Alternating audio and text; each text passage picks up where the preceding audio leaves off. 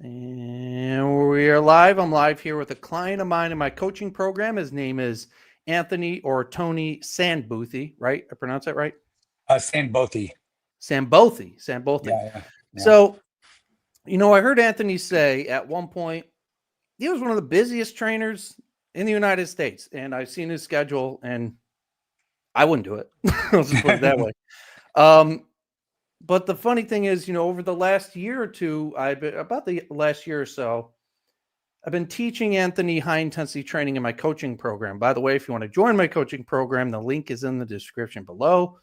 I teach you all the ins and outs, the physiology, the technique of high intensity training. And if you're an instructor like Anthony, how to apply it correctly.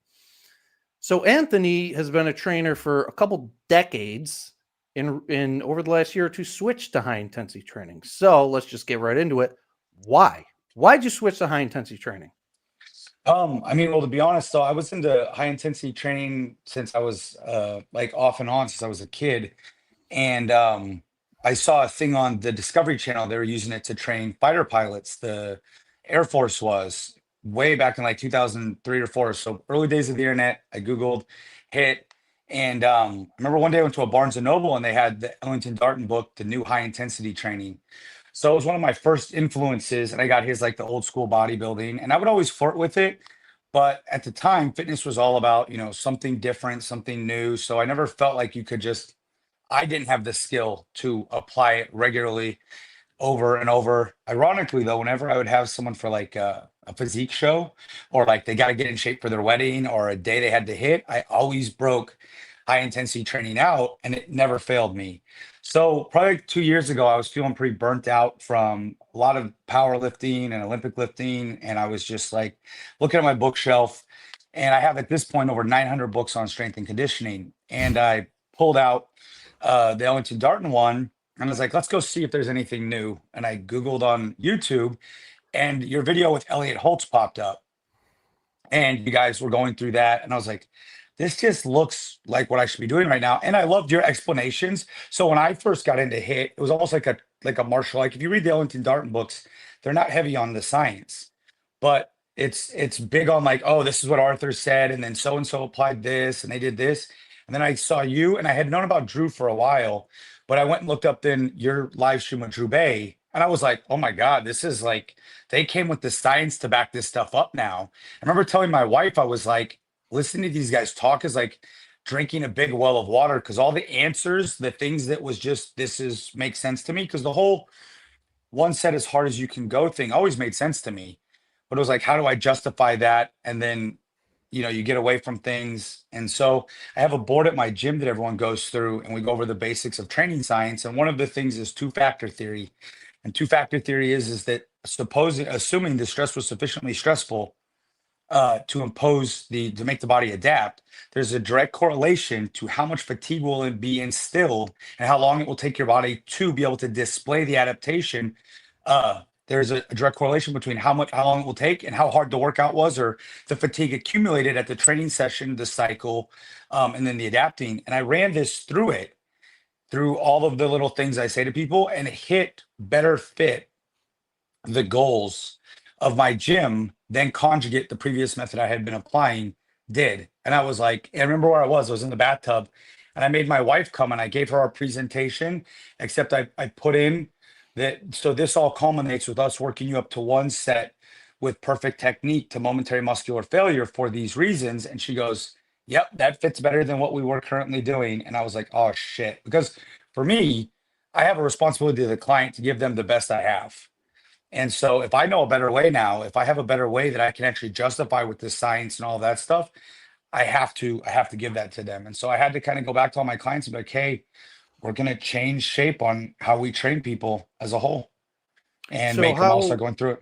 so the results when you start, I mean, I know what they were, but give us a rundown of the results of your clients, of all the current clients in your gym when you switched to high intensity training. Were the results Dude, better? The oh, way better. same? Okay. Like, dude, like the one of the things that caught my attention was I had this guy named Arafat, and Arafat was stuck at like a 385 or 390 deadlift. And so we were running total body hit. And on like the third week, he's like, dude, can we just max out today? I just don't want to go through this whole body, the cardio side of it, all that. He pulls 410. He had been stuck at like accidentally, and I'm not even there. This is Darius, one of the guys that works with me. He put him through this workout.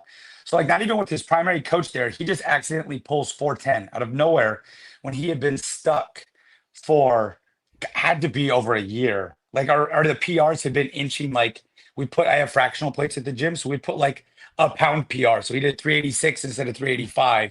6 months later, um, my client Stacy, who's like a 50-something-year-old guy, he pulled like a deadlift record, pulled like 420 or some crazy shit like that. And that wasn't even with me there. So then I came back and I was like, okay, we gotta do this with more people. And it's been like I had one client named Brad. In the first 6 months of it, he went from his deadlift being 465. I mean not 465, like 325, and he pulled a 405. I think I sent you that video.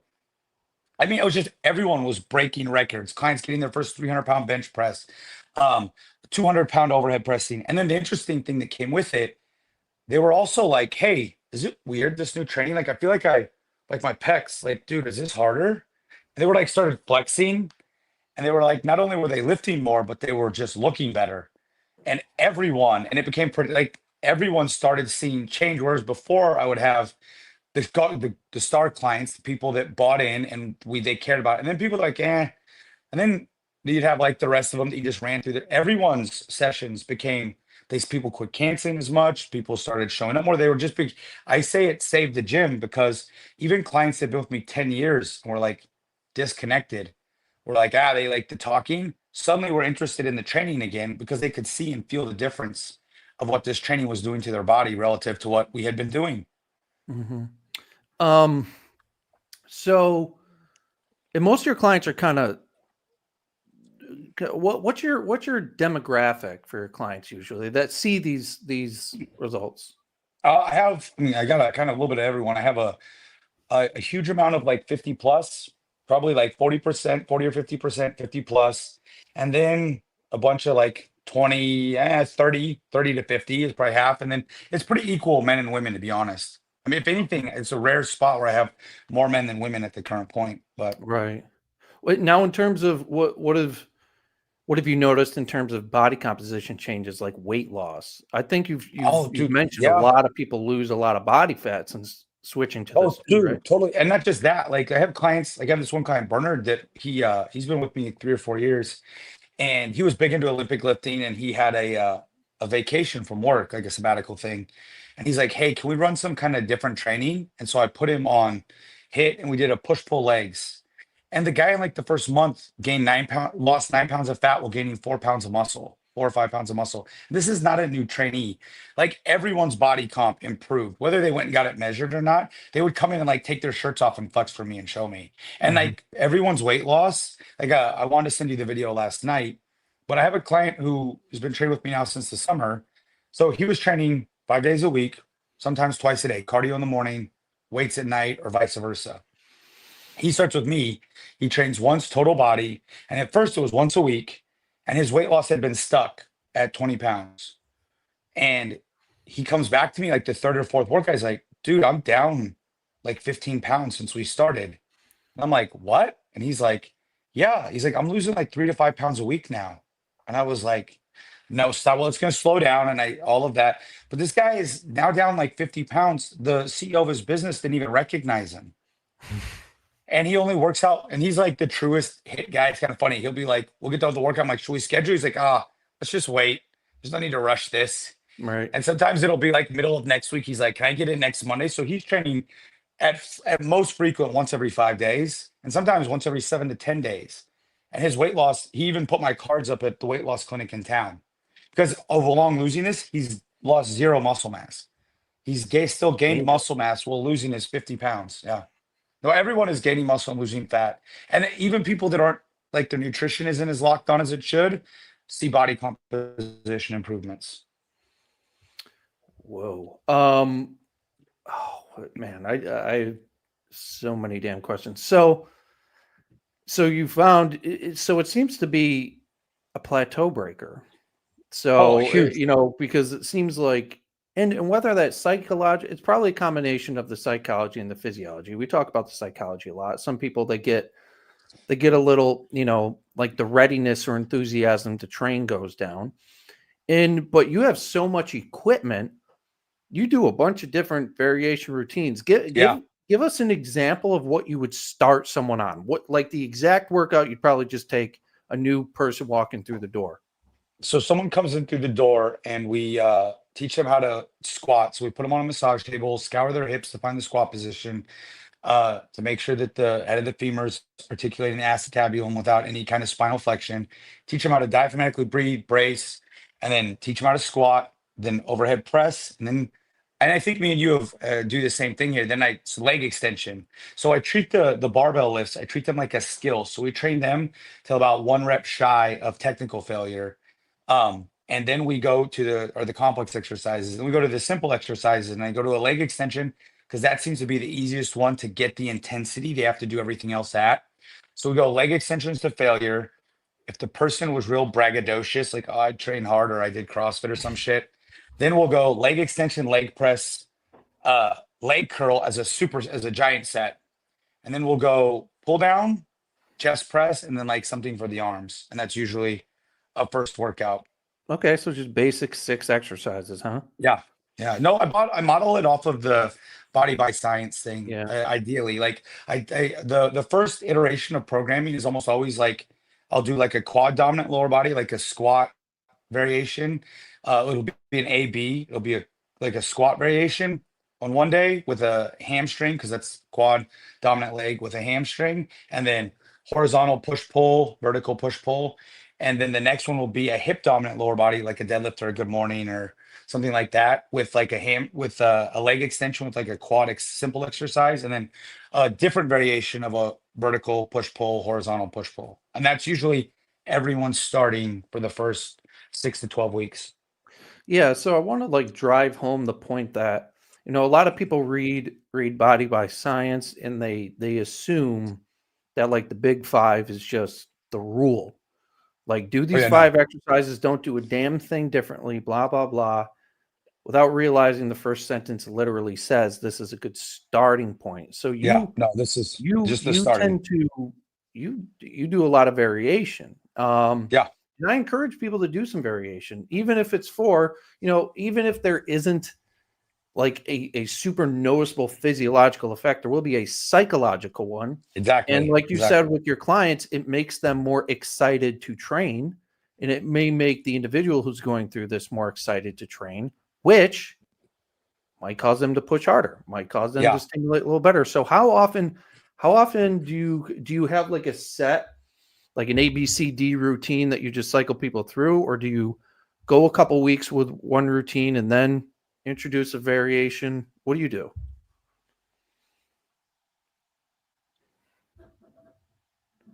Do you get that? No, no, I got an ABC routine, and then you broke up there. Oh, um, how often? What does your variation approach look like? Do you do a couple of weeks with a particular routine and then go into something else, or do you just cycle a handful of routines over and over? So we have you, and again, it's based on the kind of the person. Like, so again, where I differ from a lot of the other high intensity people is our gym is definitely a free weight based iteration of this. So we do prioritize teaching the big barbell lifts, and using more free weight stuff. So we program everything out in 6 to 10 week blocks. And so at first I program out for a 6 week block, and then if the client is still making progress, like I have this client Laura who's been like just murdering her workouts. And she came from another trainer, was in a lot of back pain, all kinds of. So like watching her go up on her weight and reps, like she just did a Hatfield squat with 180 for 6, her last workout. And this was a woman with like debilitating back pain who's RDLing 145 for sets of 6 to 8 to failure. And so if it's working, so her program has stayed on, but I always program out in like a 6 week block, and then we reassess there. And if they're still going up in their weight and reps, and one big thing I should say is the first part of the train is to make sure we have standardized technique, because it doesn't matter if you go up in weight or reps, if you're jerking the weight off the ground, we don't go slow like body by science, but we definitely focus, especially since the talking on the eccentric loading the eccentric more. um And then I always say up as fast as you can control me, and I should be able to say stop. And if you can't stop it, then that's too fast. And so we standardize the technique, and then as long as they're going up in weight and reps, and then I have clients, like you just said, the psychological thing, they look forward to the program being over and something new. So for those people, it's 6 to 8 weeks, and then a new block of programming comes in with which can either be the same template, but just different variations of the same exercise. And by the time you get to know them, like I have certain people that like split routines better. So for them, we'll either do an upper lower or we'll do a push pull leg, and it kind of depends on the preference of the individual at that point on what you come to like. And then but eventually everyone goes through all of the, like, we start out total body, and then as I get to know them, if they like split, we'll go there. But I'll still occasionally throw them back, because one thing I love about the total body is the cardiovascular benefit from it. So I kind of take, like, not like a periodization. I don't want to say it's not easy, but like we just cycle the dip. Like, okay, great, your total body stuff is failing. We'll give you a little more volume on the muscle groups with a little more rest between the time you hit that muscle group. So now we go upper lower. That maybe starts to stall or get bored, stale. Push pull leg. Then maybe we come back to total body because push pull leg. Now let's tax that conditioning a little bit more, and then we go there. And then maybe, and I'm also playing with like a I've been posting to the thread now, but a strength specific where it's like we introduce more max effort work on like a day, and then we use the negative accentuated with accommodating resistance on another day. So it kind of also, as you know, it's very much varies on the client, but uh everyone starts out total body. Yeah, you mentioned the cardiovascular benefit. Now, I forgot to mention that you were a professional MMA fighter Yeah, about like 15 years ago or so. yeah, And you recently started hitting the mitts and hitting the bag again. And you've only been doing high intensity training for the last 2 years. What'd yeah. you notice in terms of your cardio when it comes to That fighting? was that was the shit that got me the most excited. Was like I sent you a video losing my brain about it, because I was out there hitting mitts, and Darius, my guy who works with me, young athletic kid, like he was always trying to drag me out in the garage to spar, and I'm like, I don't want to get beat up by this young kid. Like this isn't fun for me. So he's like, let's just hit mitts. And so we hit the mitts, and I'm like, the first round I held back a little bit because I had never been able to do this. I mean, I just couldn't. I would get out of breath, my arms would feel heavy, and I'm like, So I hold the mitts for him. I'm like, Mars, I'm going to push it to the next round. Oh God, I went 3 minutes again and was like not dead. So then the third, fourth, and fifth rounds, I like was on it. Punches, kicks, knees, elbows, like I was 20 again. Like I was so sore. My God, I was so sore the next day because I threw like I was 20 again. I did 3 rounds. And now this is not great if you're a competitive fighter, but if you're like a near 40-year-old person who hasn't done this stuff in 10 and 15 years, to go 3 rounds at three plus minutes, because we were doing the same song, which is like a 4-minute song, switching gear, to do that and then hold for him and be able to hold hard for him. So holding, if you've ever held mitts, is not easy. So it's not like you're just sitting there on your ass. So hold for him for 3 minutes. And we did that back and forth like I was a kid again. I was like, what the fuck did I do? How can I do this again? This is amazing. And I sent you a video losing my shit because I was like, to me, the strength stuff was cool, but I was like, I already know how to make you strong. And one of the things with personal training is always, what is the best use of your client's time in the gym? So, but if I can make you as strong as I could before, but I can give you accidentally a great gas tank as well, without any more time investment from you, and you even know it. I just like stick it in your back pocket, and now you leave with better cardiovascular function, not just a little bit, but profoundly better than what I was doing before. I have to do that. I have to do that for the client. And it was for, and now, dude, I did 2 Saturdays ago, I did a total body hit workout. And then I went out and we did 9 rounds, 3 minutes on, 1 minute off, with the 25-year-old kid who's trying to become an amateur. He's like a blue or purple belt named Preston in jiu-jitsu. And dude, dog walked him and was like mildly breathing hard at the end of it. Again, not saying like I have like when I fought conditioning, but it's like I do 6, 8 rounds on the bag, 3 on, 1 minute off now, once, twice, sometimes 3 times a week. No problems. Again, breathing hard at the end, hard workouts. But this was stuff I could never do when I was doing my other training. And one thing I tell people at the gym is like, this training gave me my life outside of the gym back.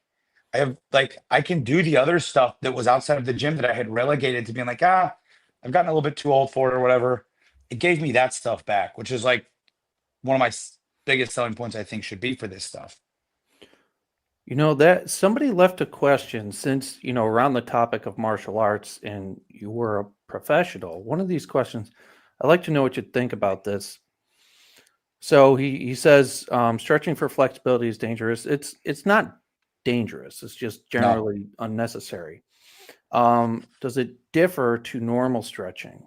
Um, does it have a different approach? Did you like for martial arts? Do you find the need to stretch to continue to perform the way So you here's the can yeah, no, now? so here's the interesting thing. I've never so like the tallest person I've kicked in the head was 7 feet tall, and I've never done static stretching. So a lot of people, if you've never, it's positional specific, and it's really strength. It's the ability to stabilize the body in that position. And I picked this up from one of my mentors, a guy named JC Santana. But if your body doesn't have the strength and the range of motion and the skill, it's going to just neural inhibition is going to not give you the range of motion. So no, I've never stretched for it. And like I have a video I show people now at the gym. I start where I went from I couldn't get my leg up past in like 15 minutes. I did a round kick into a wheel kick where my son was holding a taekwondo kick pad at chin height for me to kick some of my size in the head. And it took me 15 minutes. And I just started with it low. And then once that started to feel good, went a little bit higher, went a little bit higher, went a little bit higher. So again, stretching's not dangerous. It's not bad. It just, and it's also stretching is kind of like a loaded word. What kind of stretching? Like I would argue that when you're doing martial arts stuff, your warm up stuff is dynamic mobility and flexibility. You're getting the joints warmed up. You're getting everything, the neural pattern firing.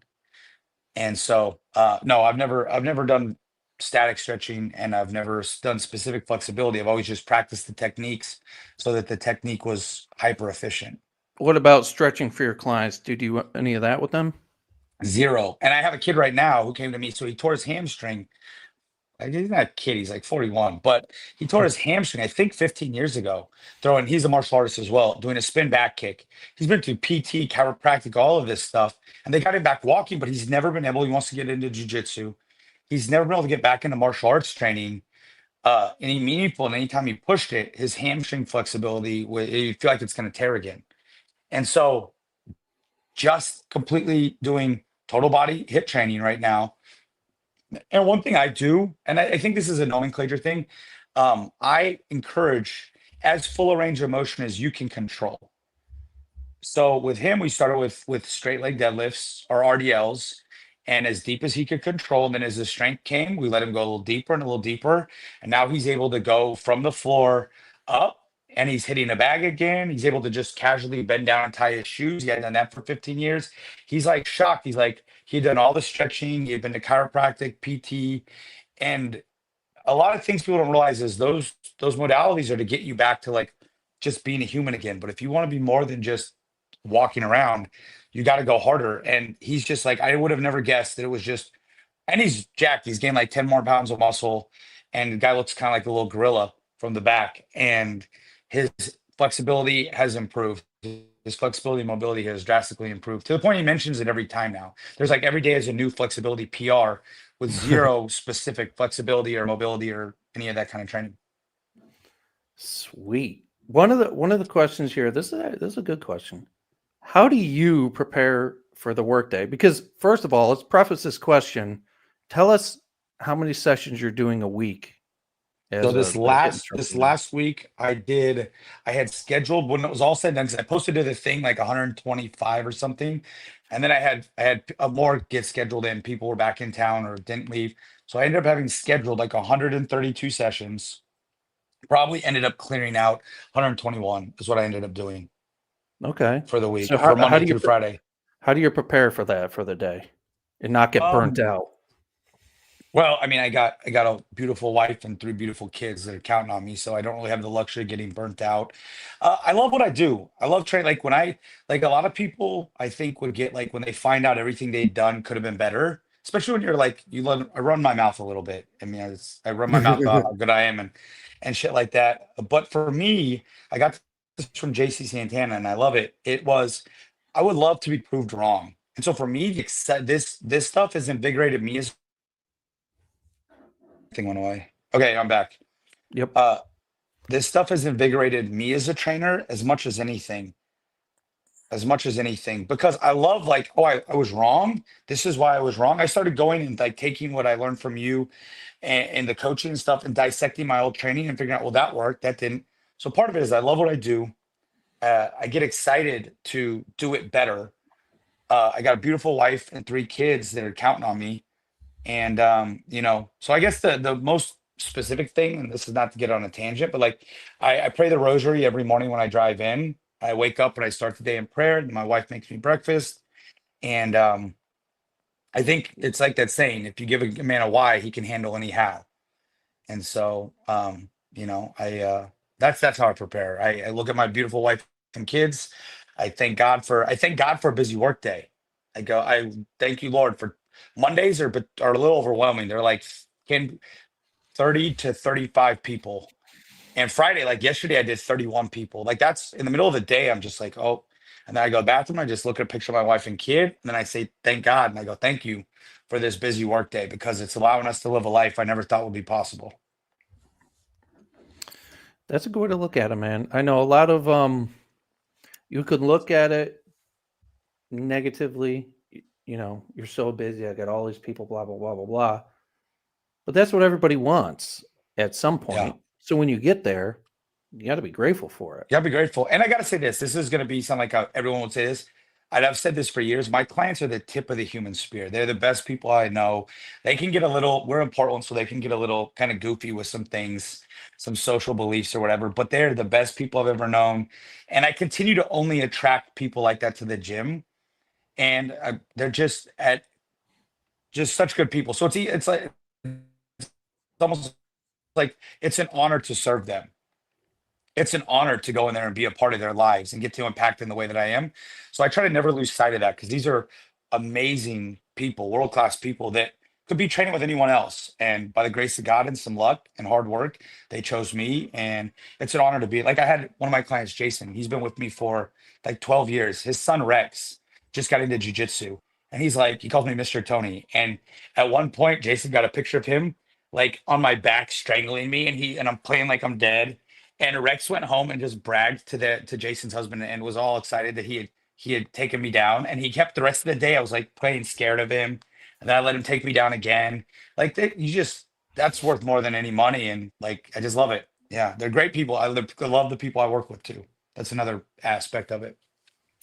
Yeah, I agree. When I was in my studios, a lot of my clients became my closest friends, and it's Yep. cool. Like, and it's you actually get excited to go do this and get the feedback from how this training approach is positively changing their lives. It's like Yep.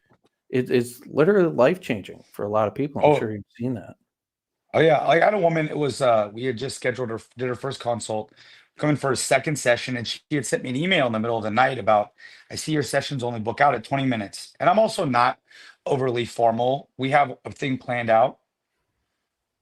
We have a thing planned out, and we get through that. And it doesn't matter if you go over or we get done early. We go through the workout that's already planned out.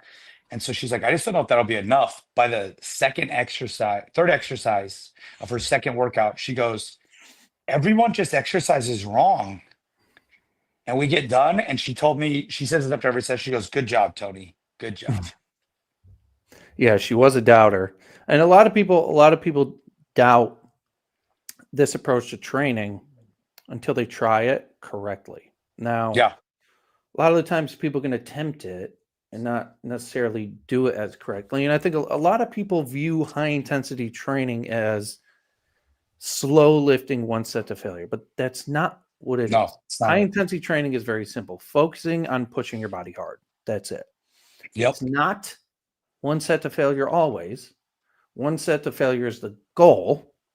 And it's also not necessarily, slow repetitions. Yeah. You don't do any of that. When it comes to No. like volume, I mean, you're not one set to failure with everybody, but you're one set to failure where it applies, right?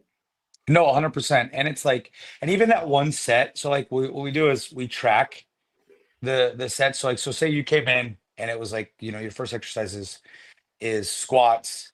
That one would go, okay, and say you beat your number by 2, and you had a mental freak out. Like I had this happen the other day with a girl. She beat her number by 6, but she's like, "Oh, just let me rack it." I'm like, "Okay, rack it. Great. Take 5 deep breaths. We're going again. That wasn't it. Take it back out. Go again." And it's basically we go until the muscle's cooked.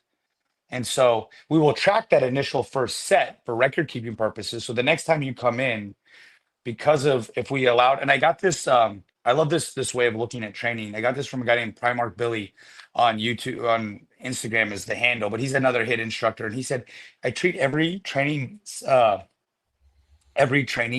like a scientific experiment. So we need standardized technique. We need standardized exercise. So if they come in and they get more than they did last time, or better technique, or better control, some form of improvement, then the proper was they were allowed to rest and recover, and we got right what we needed. If they can't, then we need to send them home because they didn't. But no, so we're not dogmatic with the one set. There are also exercises that I'll program out just because one set to failure on them doesn't work well, like a reverse hyper, because of the momentum involved. One, I've tried it a million times. One set to failure just does not work on a reverse hyper. So, but even then, because we want the improvements in cardiovascular fitness, localized musculature endurance, and all that stuff, it's not 3 5 minute rest in between. It's do a set, rest 30, 40 seconds, jump back on it, get another set. Gotcha. Yeah. So switching topics a little bit here. You've been a trainer for how long? Since 2005. Holy shit. Yeah. Now, you joined my coaching. What did you learn in my coaching Oh, that you didn't already know? the first one was you said people think they're doing it on their own, right? I was determined you weren't going to break me in the first workout, but like it was cool because I had clients there to watch. It was like a aha moment. It was like, oh, this is it. I had been stopping just when I thought, or like, and it was on the bench press. You're like, keep pushing, and then the bar coming back on me, and you're like, that's failure right there. And I was like, oh fuck, I wasn't doing that. So that the thing is the very first actually coaching call, we went through a bunch of studies, and it was like on the meta-analysis, it said volume for sure proves that is better. And then you went through every study and you're like, that's funny. This one shows no statistical difference. This one shows none. It was like only 2 studies, yet the whole meta-analysis. And it was like less than 5% improvement or whatever it was. So it was like, that was like, oh, because I always looked at it as like, it could be done. That was a big thing of seeing the, like, I joke, I became a conspiracy theorist then because I was like, how do they say this on the analysis? And then when you go through the studies, so I guess also learn from your coaching too. Like I will go investigate, even if it's someone I respect or whatever. The studies they cite, I'll go investigate even further because on something like that, I would have been like, maybe taking it, maybe not. But going through it study by study, and then you showed us another one on. You went through a book where they talked about one rep maxing, proxying. There's just a lot of little things, and then the beating back into my head that it at the end of the day it comes down to Henneman size principle, high threshold motor unit recruitment, high levels of mechanical tension. That's the goal. However, we get there and do it in a way that you don't do too much or too often that you overtrain. And it was like a rebeating back in my head of that because that was like, and then when I experienced the training, when you put me through the workout, it was like, okay, this is what I have been getting wrong. And with that, I was able to go back into what I did and go, okay, so with conjugate, the max effort worked because you got high levels of mechanical tension on heavy singles, doubles, triples, or fives. And the accessories, when done to failure, were productive. The speed work, when the reps were kept short and you're hitting, but the whole point of speed work is to never go near failure. But so that wasn't giving me much. It was only translating to the specific movement, which for powerlifting is great. But for just general strength and conditioning, okay, that's what worked. That's what didn't work. These other systems that people would say are at odds with HIIT, this is why they work. And so I just started kind of going back through everything I had learned and being like, okay, so this is why this works. And it gave me a more, I kind of, I will say you were like the last piece that it kind of clicked in where it was like, this is why what I had done. Because when you learn something new, you will question, how did I produce results before? Well, because I got people high levels of mechanical tension and high threshold motor unit recruitment, not as efficiently or safely as I do now, but it was still done. All right, I got a good question. We're going to go to hang tight 1 second. My refrigerator is left open and it's beeping. Give me 10 seconds. Yeah, no worries.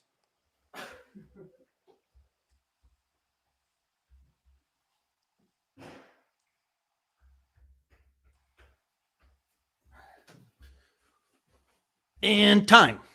Dude, of Okay. course, that thing has. I couldn't listen to it beep the whole damn time. So you drive me nuts. Oh yeah, no worries. No worries. So here's a good question. I mean, a lot of people have heard my response to this, but let's hear your response to newer clients in your studio. Um, how do you approach people who are? Let me see if I can find. How do you approach people who are skeptical of this approach to training? Like you said, there is a woman who saw the 20-minute time slot, and she's like, "Oh, I don't know if that's going to be enough." And at the end of the workout, she thanked you. How do you Yeah. how do you approach incoming people who are skeptical that this is going to be enough training for them? I mean, so I don't get a lot of that once because I put everyone through a workout the first time they come in the gym. So I'm like, if we want you to experience what we're going to go through. If they're still skeptical, like she was after the first one, because again, worst thing you can do on a first session is make them throw up or crippled out. Right. So usually after a first session, it's intense enough that they're like, it all makes sense. Plus, we prep the client with this information we're talking about. One thing where I differentiate big, I think, from the fitness industry is I believe in educating the client. As like I've had at this point 12 or 13 clients quit their jobs and become trainers because of how much they enjoyed the training with me and what it did for their life. So like I'm a big believer in educating the person and them knowing why. Because again, I find especially with going to failure, if they know why they have to, like I had this one woman, Susanna, it's like her third workout, and she's doing the whole, making noise, and I was like, don't stop. When it gets here, and I explained to her again why, she locked on, took everything to failure, and has been killing it. So I don't get a lot of the skepticalness, especially after a second session. And then also, if there's still a skepticalness or something that I'm not communicating, I so value that person's time that I'll just refund their money, which I haven't had to do yet, but I would refund their money. Or if I sense in the consult that what I'm saying isn't vibing with them, I'll just be like, hey, I don't want to give you a negative impact on your first exposure to this material because it's just not me, but someone will be able to communicate it to you in a way that you'll understand. And I'm not that person. And I don't want you to go in jaded because you met with me and had a bad experience. So I will just like say, hey, this isn't a good fit. I want you to have a great first experience. I can see I'm not the person that will be able to give that to you. So let's just no harm, no foul, go on your way. A saying at the gym we use all the time is you got to have eyes to see and ears to hear. There are certain people that are just never going to hear this message. And for them, that's fine. But I don't need to beat my head against the wall, and I don't want to negatively impact them trying to beat their head against the wall to understand it. Yeah, that's what a lot of people got to realize. I get this question all the time. And guys, I highly recommend not obsessing over or putting too much effort into trying to beat someone's head against the wall and, No, and, no. and force this training approach into them. Okay. You can recommend it, but people at the end of the day, they don't want to be forced to do something they don't necessarily want to do. When you own a gym and you have people coming in for training, there's going to Yeah. be a lot less convincing that you'll have to do. But I find a lot of people just they want to convince as many people as they can to train this way. Guys, who cares? Let them do what Yeah, they want to do. exactly. If they ask for your help, help them. But I really don't think we should be running around forcing this like a No. religion or Yes, exactly. political views down people's throat, No, because exactly. people become emotionally attached to their training, just like they do with like Yes. politics and religion and stuff. So I would view this, you trying to go around and shove high intensity training down people's throat is no different than Jehovah Witnesses coming up and knocking on your door. It's Yes. No. annoying. So Yep. stop. Okay. You Yep. can you can point them to a channel, point them to a trainer, whatever, but don't try to force it on people. And nothing will get to them. Nothing will get them like experiencing it. So unless you're ready to put someone through it, you're only going to give them a bad taste in their mouth. And when the person that can, I heard this from a very old trainer. He said, you can't help anyone you can't sell. And every person can be sold, just not by every other person. So like you're just putting a bad taste in their mouth for when the person that can sell them, they're going to have to overcome all the rambling you did. Right. So Yeah, that's why, I personally believe this is, for a laundry list of reasons, the best way to train for the average individual. And that's what we're looking at. We're yeah, not looking at bodybuilders. We're not really looking at pro athletes here. Everybody's just a normal person trying to improve the body composition and their health and their strength, whatever. This is by far the best. But if people, I don't like cardio. I don't see any real additional benefit from cardio based on my blood work and my blood pressure. You don't either. So we don't no, recommend cardio. But I'm sure you have clients that enjoy doing cardio, and we're yep, not going to sit them down and say, oh, cardio is bad or stretching is bad or all this shit is bad. Let them do what the hell they want to do. But, if they're doing something that's, actually dangerous. Now, keep in mind, cardio isn't dangerous.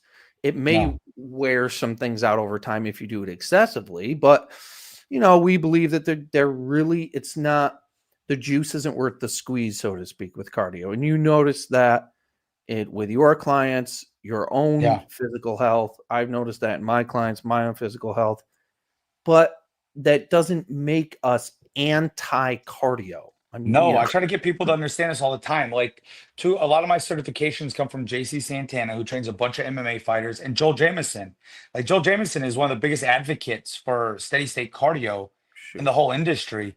And it's also one of those things where, um, you know, if it's them going for a walk or doing a little bit of cardio or just sitting on the couch, I'm gonna take them going on the walk or doing a little bit of cardio as opposed to just sitting on the couch and doing nothing. Is everything okay? Yeah, it's just my stupid computer. If I do a thumbs up sign, it freezes. Oh, okay, shit. Oh, okay. Yeah. So I'm a big fan of like, again, if they want to, and in the world today, it's just, but give them the guidelines. Like, don't go out and go crazy with it. Should heart rate, keep it. I recommend keeping it around 125, 130, somewhere in there. Nice, easy. It should support the training we're doing in the gym. But if it starts to get in the way, which very few people do, but yeah, no, I don't. But I will get accused by clients like, you don't like cardio. And I'm like, what are you talking about? A, this is hugely cardiovascular. But B, some of my biggest influences are huge proponents of cardio in the thing. It's just to your point, is it worth the 45 minutes that you're going to tack on to taking care of your children, running your business, all of that? It's like, no, that you're going to get 90% of those benefits from what we're currently doing. Yeah, and I have a confession to make, guys. 2 days ago, I went and I bought an e-bike. Now, did I buy an e-bike? First of all, did I buy a regular bike? No. I bought an No. e-bike. Did I buy it for the exercise? No. I bought it because I want to go for a ride for recreation. It's something physical I can get outside and do. Now, if Yes. you like cardio for those reasons, absolutely go for it, because technically I'm going to go do some cardio, but I'm not doing it for fat loss or cardiovascular benefit. I'm doing it to ride by the beach and enjoy the No, scenery. totally. Yes. And I tell people that all the time. I'll be like, no, you're getting all the stimulation, and I'll explain to them stroke volume and intensity and all. I'm like, you're getting plenty of that here. So go play basketball, go wrestle with your kids, go do martial arts, go have exploratory sexual experiences with your partners. Like, go do other forms of cardiovascular stuff to get your heart rate up that is fun and joy. But for God's sakes, if the gym is actually where you enjoy it, by all means, go ahead. But there's just so many other things you can do that will get your heart rate up and fulfill that and move. Go hiking, go up and look. I'm in Oregon. We have tons of beautiful trails to go hike up. Like, go do that, but do not go sit on an exercise bike or the hamster wheel and roll yourself over. Right. Yeah. I mean, Jesus, if you're going to do, I mean, I understand winter, but if you're going to do cardio when the weather's nice and do it inside, that's just very, very silly to me. And Yeah. the hamster wheel. Let's see. Here's a really good question for you. Obviously, I'm not going to answer any of these questions. These questions are for you and your experience. How does Anthony approach situations using HIIT with a client injury, for example, tendonitis in their shoulder? what type of modifications to the exercise exercises impacting the shoulder, et cetera? How do you modify your approach, and what modifications do you use if somebody's got an injury? Well, so they said tendonitis. Okay, so if the person has specific tendonitis in the shoulder, like I have a guy right now who he has the way his clavicle goes over, it like the one shoulder is different. He can't put his arms up all the way over his head, and if he does, it causes shoulder pain. We modify the range of motion on a shoulder dumbbell press, or we do static side lateral. So we never and again, I don't want to say we never go through pain. It depends on what the pain is from. So like this person with the tendonitis diagnosis, we would at all cases avoid things that irritate the pain and modify the exercise around there. I actually had a client who had, speaking to shoulders, he's supposed to like 10 years ago have gotten shoulder replacement, but he doesn't want the surgery. Dude, statics have been golden for us with him. And when we started out, he could barely do the pullover machine like to here. And we did static overhead presses, static pull down, static side laterals, static, a lot of statics at first with him on this stuff. And now he just did not, and he couldn't do the pullover to there because it would hurt his shoulder with 25 on it. He did 90 for like 8, full range of motion, no pain. He can bench press a bar again. We did static bench press. So I'm a big fan of on stuff like that, throwing the statics in because they get that high threshold motor unit recruitment without any movement. So this guy improved his range of motion Yeah. training without range of motion. No, 100%. Yeah, 100%. And then, yep. That is, see, and there, I mean, there you have it. It's the strength. You know, Yeah, there's no, it's one the strength question in the here about position. mobility training. You know, do you need mobility training too? Mobility is a combination of strength and flexibility. Strength Yep. training improves flexibility and strength, thereby, unless there are specific Yeah, no, activity exactly. applications, no, you don't need to do general mobility training. Just like you said, you were able to kick a 7-foot guy in the head, and you didn't do any mobility training. Dude, and I'm not against like I was FMS certified when that was the stuff. I've been to Kelly Starrett's gym. I have a book signed by him that says pain makes you beautiful. I've gone down the mobility wagon. Like this is the thing I would want to say to all the guys with questions here is like, again, I have over 900 books on strength and conditioning. I've been through every major name in the industry certification or been to their gym and course. Like where I feel I'm different than most of the guys in the group and that do hit. I did everything else before this, and it was that education that allowed me to see the efficacy and the effectiveness of this stuff and go, okay, this is where I settled it out at. And so, yeah, no, general mobility. And I would add to your thing, it's strength and skill in the position. Because right now, if I go to kick someone, I'm going to struggle to kick in the leg. I get a little bit warm and I get my kicking pattern warmed up. Now it's at the middle of the hip. And by the time we end it, it'll be at the head. I mean, I axe kicked the dude, the Preston, the kid when he sparred, who's 6'4" on his head, and which is one where you come up and come straight down. I don't do hamstring stretching. I don't do anything like that. I practice my kicks. And yeah, and that's the thing I think a lot of people don't get is like, if you have a professional and they tell you like oh, well, we need mobility. No, you don't necessarily. And again, if you have a specific thing, that's for you to work out with a specific person that knows your situation and is well educated and knows you. Because there are people that I have this woman named Grace, and every now and then her knee will get clicky. And again, I'll put her up on the table. We'll do internal external rotation on her hip capsule to make sure that's working well. And then we'll check her hamstring length. And inevitably, the side that is hurt, the hamstring is not at full range of motion. Now, is the range of motion causing the pain? No, because pain is psychosocial in nature. Biopsychosocial model of pain, it's not the tight hamstring. But for whatever reason, when that hamstring is tight, it is there. So we do a little PNF on the hamstring. Then we do a little active eccentric against bands to reinforce it. And she gets up, oh, my knee feels so much better. Now, did that actually do it? No, but me taking the time to show her the care and understanding and listen to her made her feel safe and made her feel alleviate whatever is causing that pain.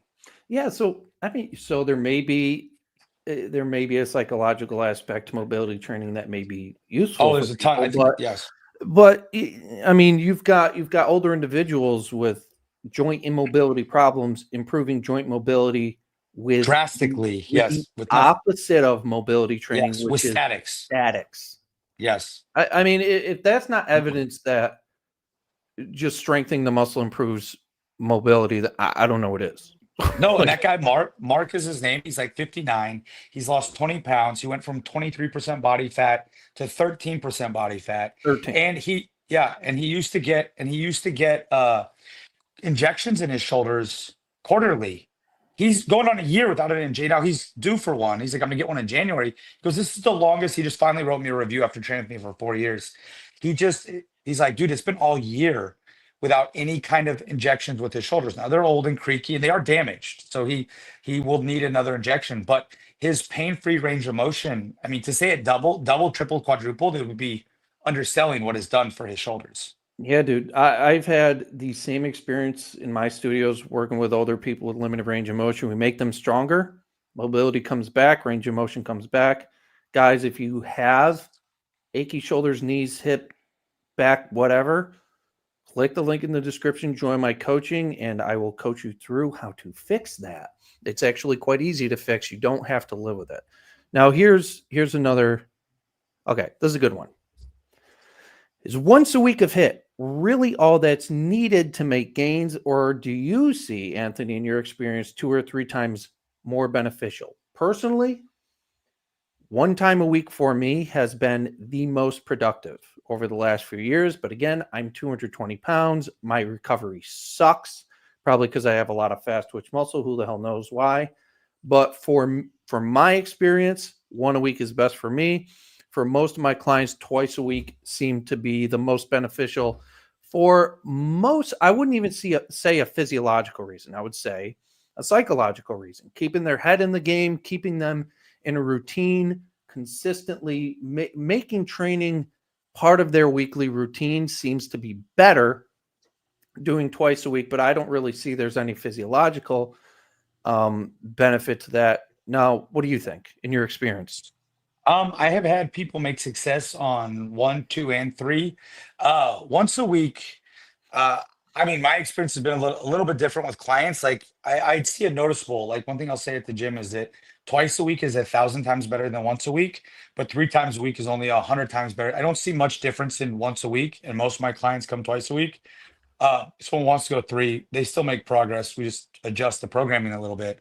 But have made good progress. I have this chick named Alina, and she's this neurosurgeon, and she could only come once a week. And she's like, "Will that be a value?" I was like, "Oh, 100%."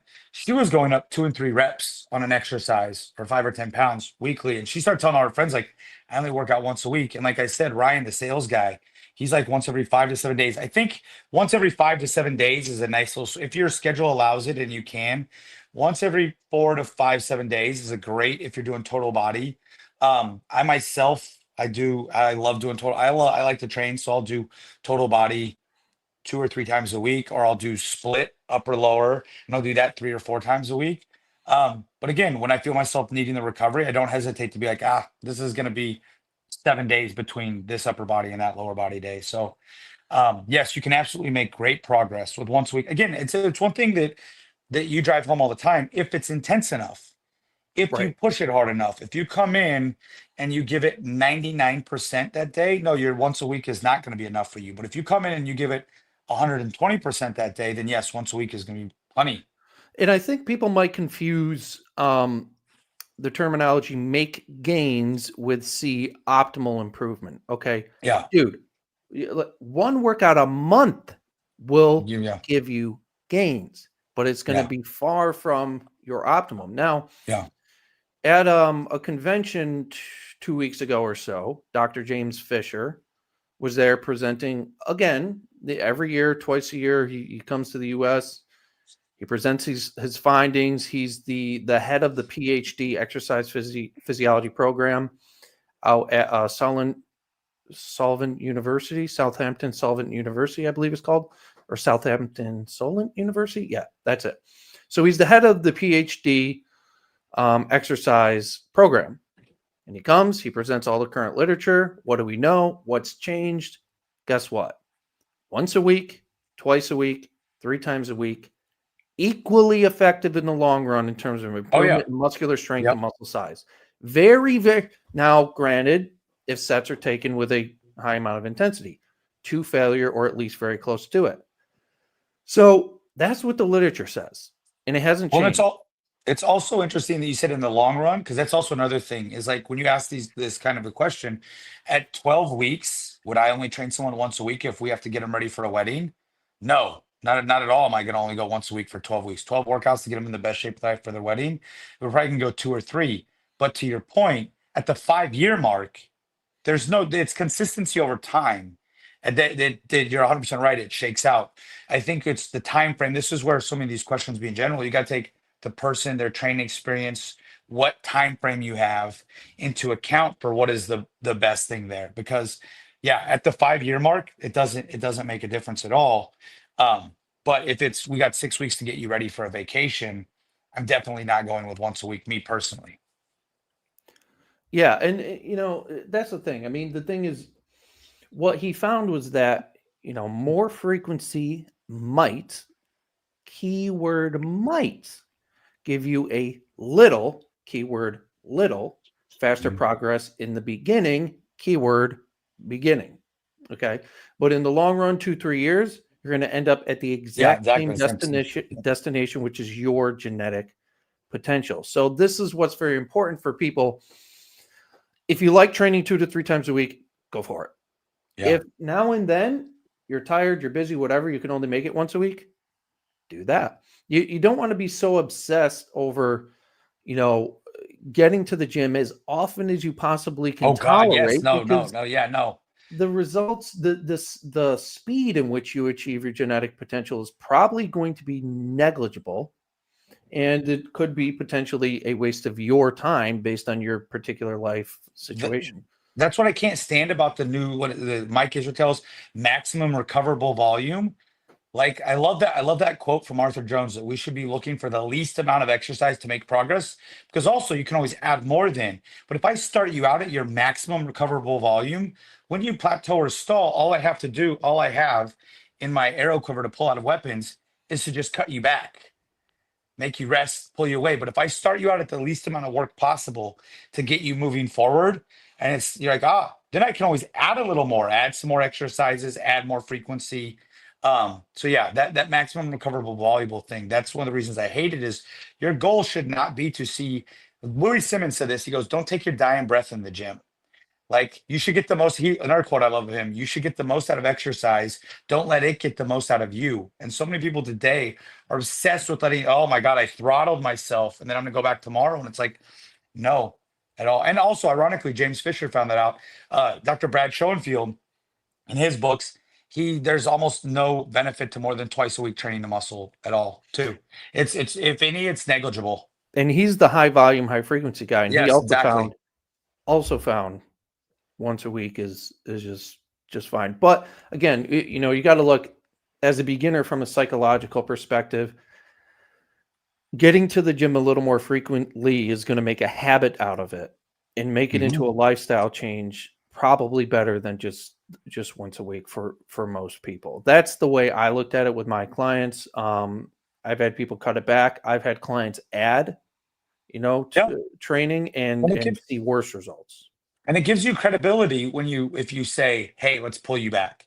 I'm going to take less of your money because it will be better for your progress." Right. It gives you credibility with the client when you turn away money. If you just like, oh, like I had a woman, I have this woman right now, Rachel, love her. She's amazing. She was like, when she started with me, she couldn't sit her hips back without hurting her back. And she just pulled, that was over the summer, and she just pulled 135 for 8 on the deadlift from the floor with zero pain. But she's constantly like, we need to do it more. We need to do it more. I need to come in more. And when she comes in like twice a week, and I'm like, pushing the elevator button doesn't get the elevator to you any quicker at all. So like she's like, well, can we go to 3? And I'm like, this is working. What would we? And we're constantly in this battle. Maybe that's a psychological thing. Maybe she's excited by improving and it's fun, you Yeah. know? The thing I keep trying to remind her is that, like, again, if we do too much and we overcook you, we can't go back. If we do too much and fuck your back up again, because she for sure had a couple bulging discs, and we reflare that, then you're back to the rehab work. You're back to like we really regressed. We got you going good now. Let's just keep you making progress. But no, but I think it's one of the reasons that she stays with me and has such respect for my opinion is I turned down money for her for what's best for her. That's a perfect segment into something. One of the last few things I wanted to talk about: money, business side of it. One question was, what's the typical gross margins in the personal training business? Okay, so obviously this is the answer to this question varies tremendously based on how busy you are. Yeah, very. But go over. Let's talk about how much you charge per session, your monthly revenue, and kind of what kind of profit you're experiencing as a very busy trainer. Well, technically, on the record, I have not made profit yet. I hope to one day make a profit. Yeah, don't make any profit. So my sessions bill out at $75 to $105 per training session. Um, I have a few holdover back clients. Like one thing is, so a side note on business, this is just general good business information. If you have to be out more than the money, if you chase the money, it will never find you. And I hate who I got this quote from, Greg Glassman, but he said, you have money and you have excellence. If you chase money, you may or may not find it. But if you chase excellence, the money will find you. And so, as a personal trainer, if you're trying to make money, again, we're all trying to make money, but if you're trying to make money even remotely on the same level as you're trying to be excellent and be the best trainer in your town, in your city, in your class, you're failing. Like you're going to go out of business and just stop now. So you have to build that value. So I have clients that can't afford more, but probably 90% of my clients right now pay the on the website. And then we always have a few pro bonos because I believe in good charity. And we've never in my business, my training studio has been open now for over 10 years. I've never turned one person away for money, and I've turned away a lot of people that could afford me. So, but back that side note. So I bill out at 75 to 105, depending on the package you buy. And the people renew. And last year, my wife still trained for half the year before she had her third child.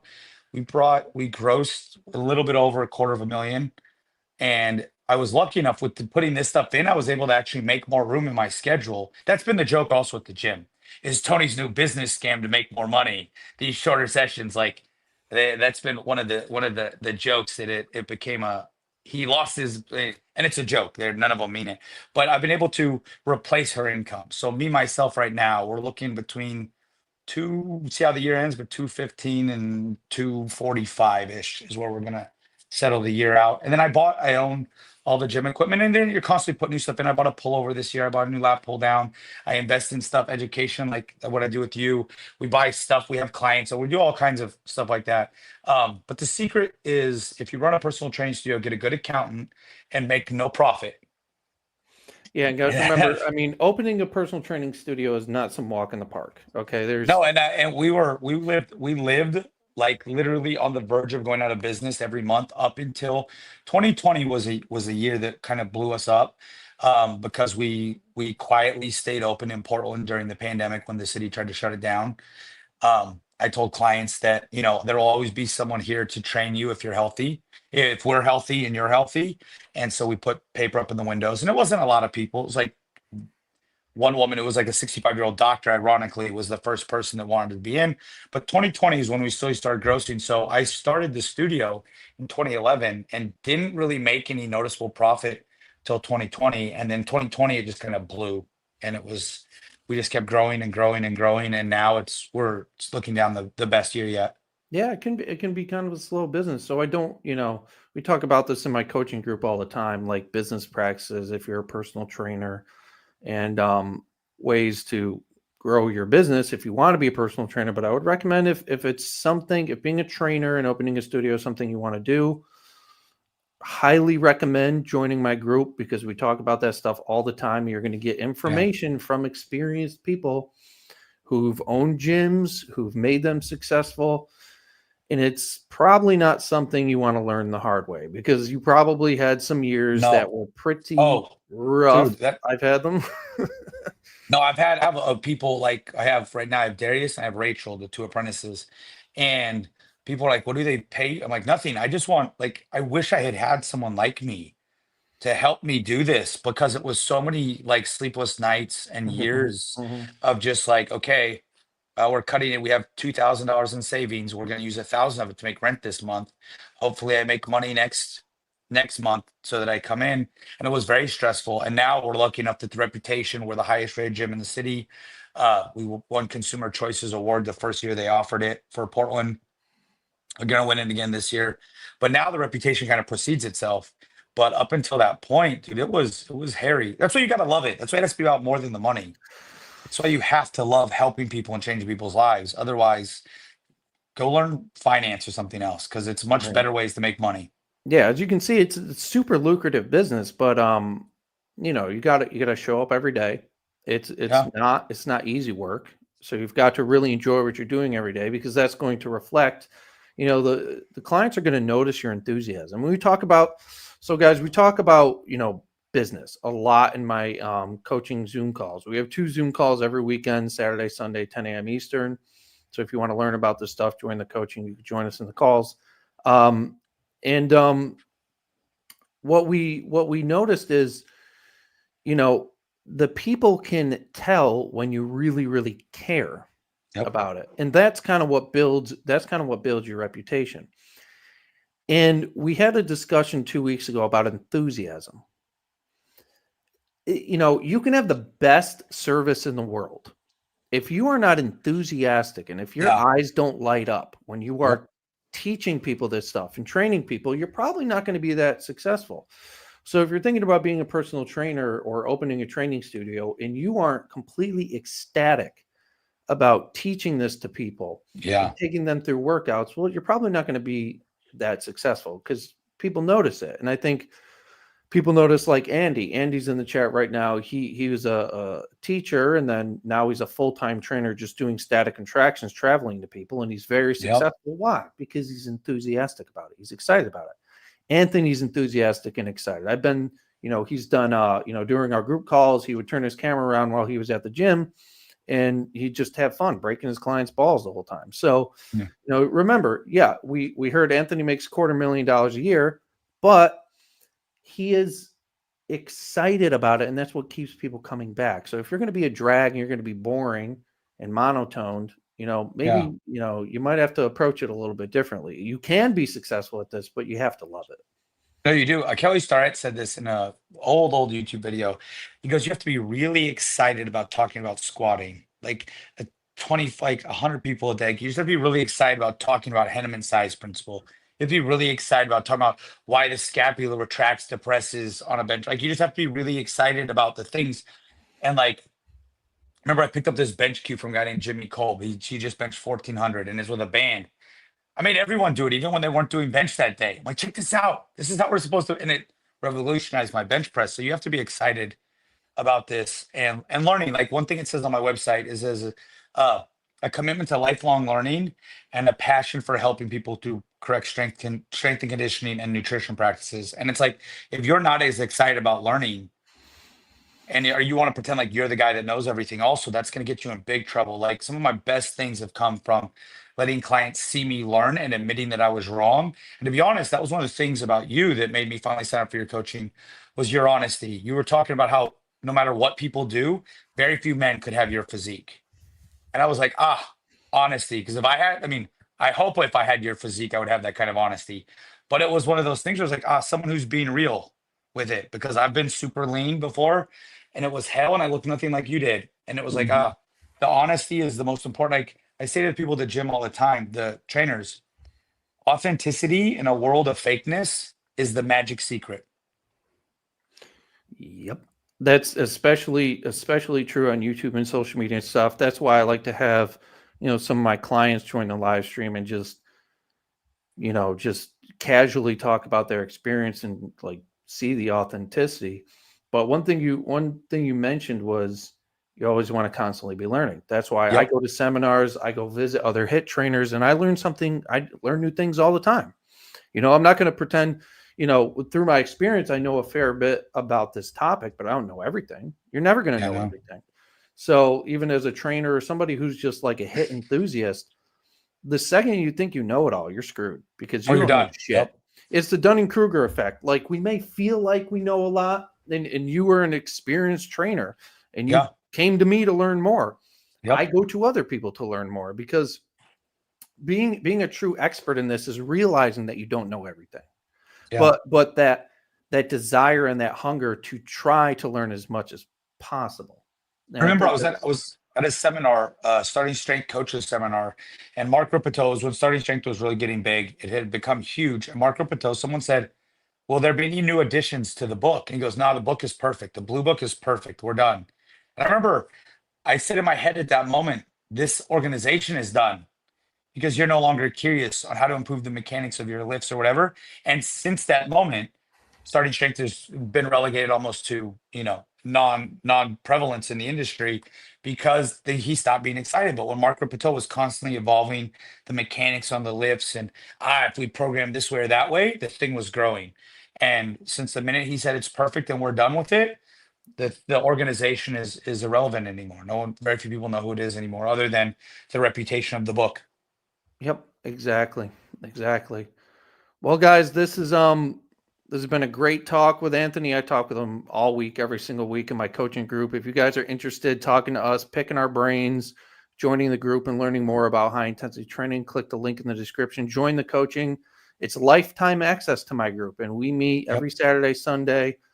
We talk about exercise. We talk about all sorts of things. You got people from all different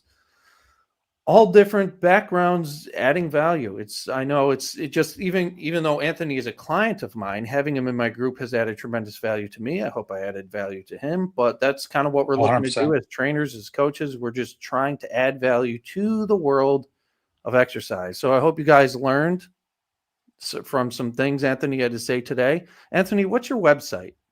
SamBothyStrong.com. And then on Inst SamBoothyStrong.com. I'm going to put his link in the description. If you guys are in the Portland area, anywhere, even if you have to drive an hour and a half, 2 hours to see him, go do it. Because, I've had Anthony even put me through powerlifting workouts, and they're friggin' awesome. So, Yeah. Thank you. there's his website. If you don't know high intensity training, you want to learn the basics of it, we got mygoldenairsystem.com. And then, of course, if you want to become, a pro, join the coaching. So that's Anthony Sandbothy, Portland, Oregon, SamBothyStrong.com. Mhm. And we'll see you guys next time. Awesome. Thank you.